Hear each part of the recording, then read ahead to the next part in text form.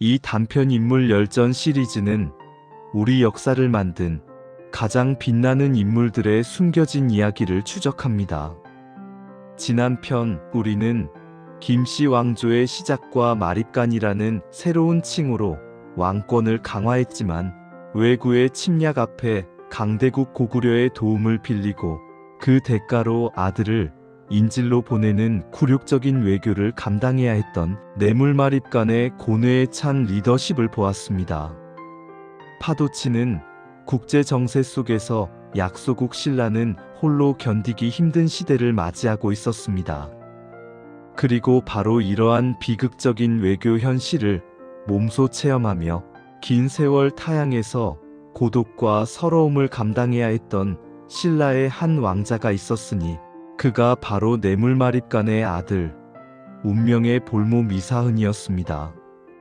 오늘 우리는 왕자로 태어나 자신의 의지와는 상관없이 국가의 운명을 짊어지고 강대국의 틈바구니 속에서 이국 땅 인질로 살아야 했던 미사흔의 파란만장한 생애와 고대 신라가 강국으로 발돋움하기 위해 치러야 했던 잔혹한 외교 현실을 스릴과 박진감 넘치게 추적할 것입니다. 이름 없는 영웅들의 희생으로 성장한 천년 신라의 아픈 역사, 미사흔 이야기가 지금부터 펼쳐집니다. 신라 제17대 뇌물마립간의 재위기간은 신라가 고대 중앙 집권 국가로 발전하는 중요한 시점이었습니다. 하지만 동시에 가장 가혹한 국제 정세를 겪어야 했던 시기이기도 했습니다.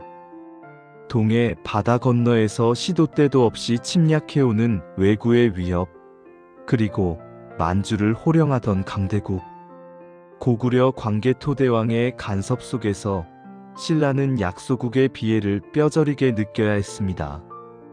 뇌물마립간은 외구의 침략을 막기 위해 고구려의 도움을 요청했지만 그 대가는 매우 혹독했습니다. 신라는 고구려의 강력한 영향력 아래 놓였고 그 굴종의 상징으로 뇌물마립간의 아들 미사흔을 고구려의 인질로 보내야 했습니다. 이는 당시 동북아시아 국제 정세에서 약소국이 강대국의 힘을 빌릴 때 감수해야 했던 슬픈 외교 현실이었습니다.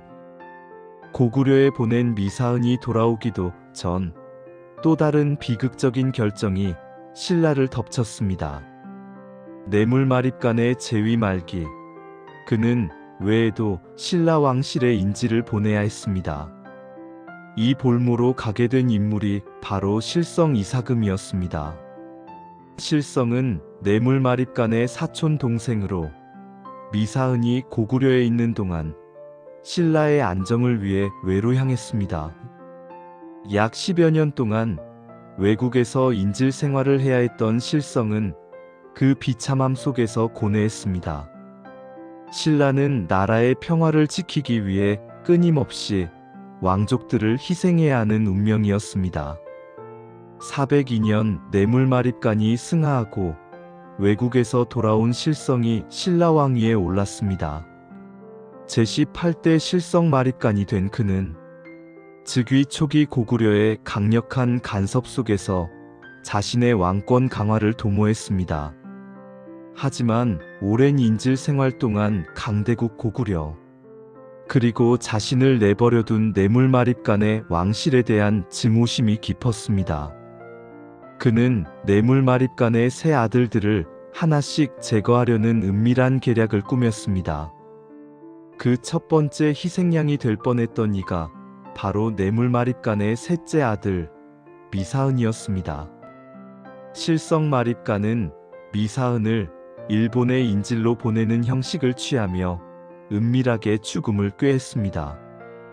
402년 그는 뇌물마립간의 아들 미사흔을 고구려에 대신 보냈다가 고구려 출신 간첩을 이용해 죽이려고 했지만 실패하자 다시 외로 인질을 보내 죽이려 했습니다.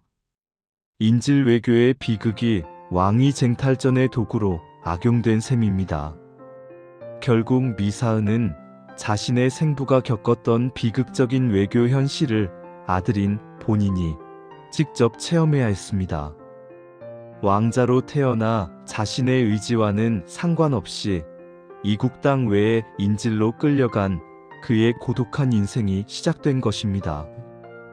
미사은은 일본 땅에서 약 16년간 고독하고 서러운 인질 생활을 감당해야 했습니다.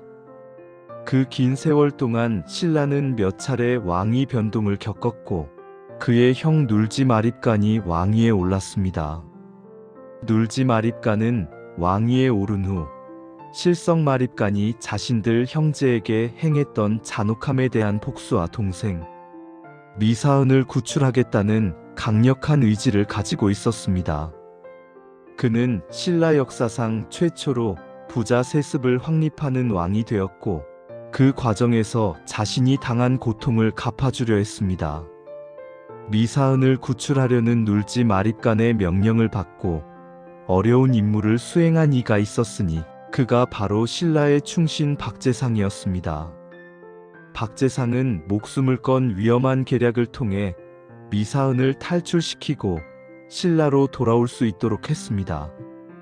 418년 약 16년간의 인질 생활 끝에 미사은은 마침내 신라 땅을 밟을 수 있었습니다. 그는 신라로 돌아온 후 서불한 벼슬을 지냈습니다. 왕실 인질 외교의 비극을 상징했던 미사은은 생환 후에도 강렬한 드라마를 선보이며 영향력을 행사했던 것입니다. 미사은의 이야기는 고대 신라가 강대국의 틈바구니 속에서 생존하기 위해 얼마나 큰 희생을 치렀는지를 생생하게 보여줍니다. 단순한 신라 왕자가 아닌 국가의 생존 전략 속에서 인질로 이국 땅을 떠돌아야 했던 비극적인 인물입니다. 그의 고통은 신라가 하나의 독립적인 주권 국가로 성장하기 위해 치러야 했던 값비싼 수업료였습니다. 미사은의 희생과 박재상의 충절은 후대 신라인들에게 강렬한 인상과 애국심을 심어주는 전설로 남았습니다. 운명의 볼모 미사은, 왕자로 태어나 이국 땅의 인질이 되다. 신라의 아픈 국제외교사, 단편 인물 열전 시리즈는 이것으로 마무리됩니다.